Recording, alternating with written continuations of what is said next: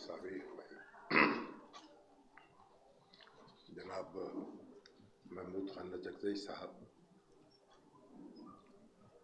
صدر تحریک تحفظ آئین پاکستان اور جناب اسد قیصر صاحب اور محترم قائدین کرام وکلاء اعظام اور خواتین و حضرات، میں شکر گزار ہوں کہ آپ نے اس سیمینار کا انعقاد کیا اور مجھے بھی اپنے خیالات کے اظہار کا موقع دیا۔ جو باتیں یہاں ہو چکی ہیں اس سے میرا خیال کم و بیش ہم سب متفق ہیں بیشتر باتوں سے۔ پاکستان کے جو حالات ہیں اس وقت وہ ہم سب پر واضح ہیں۔ جس طرح سے انتخابات ہوئے ہیں اور اس کے بعد جو صورتحال درپیش ہے اور 9 مئی کے بعد سے 1 سال ہو گیا ہے جس بخار میں ہم سب مبتلا ہیں، اس کی تفصیل بیان کرنے کی ضرورت نہیں ہے۔ وہ بغیر کہے سب پر واضح ہے، سب کی آنکھوں کے سامنے ہے اور سب اس کے گواہ بھی ہیں اور کردار بھی ہیں۔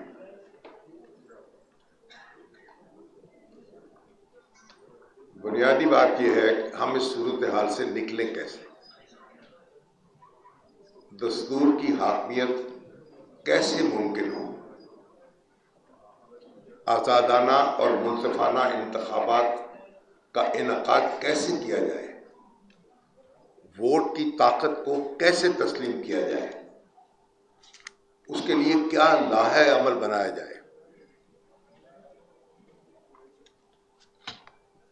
کوچہ صحافت میں مجھے کم و بیش 60 سال گزر چکے ہیں میرے، اور اس ملک کے گزشتہ جو 60 سال ہیں بلکہ اس سے پہلے 70 سال 75 سال کی تاریخ میرے سامنے ہے۔ اب کہاں سے شروع کریں گے اور کہاں ختم کریں گے؟ محمود خان چکزئی صاحب میرے سامنے بیٹھے ہیں، ان کے والد گرامی جو ہیں ان کو کتنا عرصہ جیل رہنا پڑا، کتنی جماعتوں کو ہم نے بین کیا، کتنے لوگوں کو ہم نے گرفتار کیا، کتنوں پر غداری کے الزامات لگائے، کتنوں پر مقدمات چلائے۔ مجھے یاد ہے جب پیپلز پارٹی اور پاکستان قومی اتحاد کے درمیان مذاکرات ہو رہے تھے تو اس وقت نیشنل عوامی پارٹی کے سارے لیڈر جیل میں تھے، ان پر غداری کے الزام میں مقدمے چل رہے تھے۔ خان عبدالولی خان، سردار خیر بخش مری، سردار عطا اللہ مینگل، غوث بخش بزنجو، یہ حیدرآباد میں تھے۔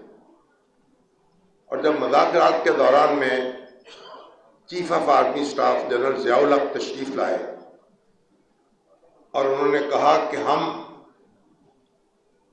نیشنل عوامی پارٹی کے معاملے میں ہم کوئی سمجھوتا نہیں کر سکتے، ان کے مقدمات جو ہیں ان کو واپس لینے کی بات نہیں کرنی چاہیے۔ اور وہاں موجود قائدین نے اس پر احتجاج کیا اور یہ کہا، جو اپوزیشن لوگ تھے، مولانا رسول اللہ خان تھے، مولانا مفتی محمود صاحب تھے، پروفیسر عبدالغفور صاحب، کہ بھئی یہ معاملہ آپ ہم پر چھوڑ دیں۔ خیر اس کے بعد کیا ہوا؟ ماشاءاللہ لگا اور انہی جنرل ضیاء الحق نے حیدرآباد ٹریبونل کو ختم کیا. تمام جو رہنما تھے نیب کے ان کو رہا کیا. جو لوگ بیرون ملک جا چکے تھے ان کو واپس لائے, ان کو کمپنسیشن دی. تو پھر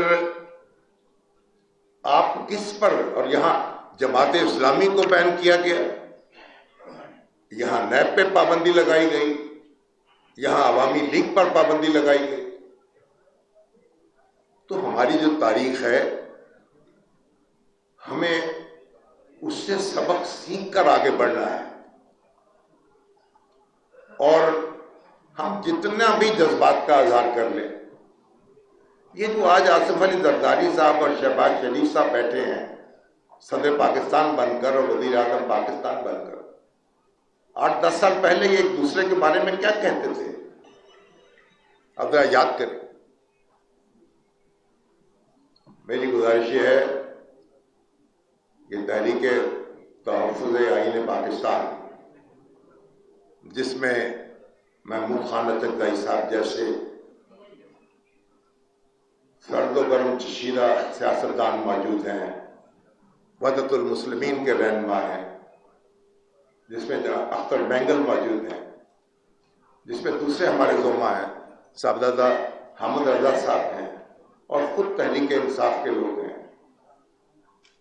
میں ان سے گزارش کروں گا کوئی ایسی صورت کرے, ملک میں کوئی وسیع تر مفاہمت کا کوئی امکان پیدا کریں. اس کے بغیر ممکن نہیں ہوگا کہ ہم پاکستان میں دستور کی حاکمیت قائم کر سکیں. جب سیاستدان جو ہیں اپنی یکے بعد دیگرے نوکری کرنے پر تیار نظر آئیں گے تو پھر آزادی انہیں کون دے گا؟ تو وقت آ گیا ہے ہم تاریخ سے سبق سیکھیں, ایک دوسرے کو حوصلہ دیں, ایک دوسرے کے ساتھ مفاہمت کریں, اور یہ طے کر لیں ووٹ کی عزت بھی بحال کرنی ہے اور دستور کی حاکمیت بھی بحال کرنی ہے. اور اقتدار جو ہے وہ ہر چیز, اقتدار جس کو عوام چاہیں اقتدار اس کو دینا ہے, اور اقتدار جو ہے اس کے لیے ہر چیز کو قربان نہیں کرنا. جب تک یہ عہد نہیں کیا جائے گا, ہمارے تمام بڑے بڑے سیاسی رہنما یہ عہد نہیں کریں گے, اور جب تک یہ باریاں لگی رہیں گی اور نوکریاں بڑھتی رہیں گی, یہ تماشا پاکستان میں لگا رہے گا. پہلے پاکستان کے حالات خراب ہوتے تھے, سیاستدان آپس میں لڑتے تھے, تحریکیں چلتی تھیں, کسی نہ کسی بہانے ماشاءاللہ آ جاتا تھا. لیکن میں آپ سے عرض کروں, میری آنکھیں جو دیکھ رہی ہیں, آپ ماشاءاللہ بھی اس ملک کو سنبھال نہیں سکے گا,